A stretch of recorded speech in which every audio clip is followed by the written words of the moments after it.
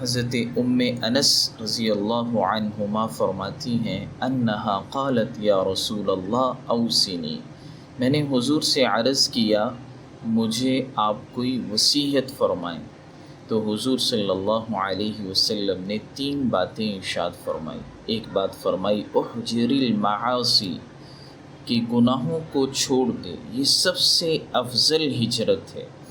دوسری بات آپ نے فرمائی وحافظی علی الفرائض فإنها افضل الجہاد، اور فرائض کی پابندی کر، یہ سب سے افضل جہاد ہے۔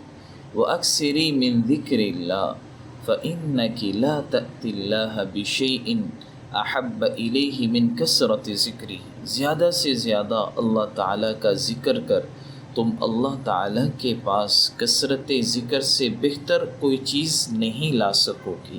اس لیے ہمیں بھی ان 3 چیزوں کا اہتمام کرنا چاہیے، اور اللہ تعالیٰ کے پاس لے جانے کی جو بہترین چیز ذکر ہے وہ ہمیں کثرت سے کرنا چاہیے۔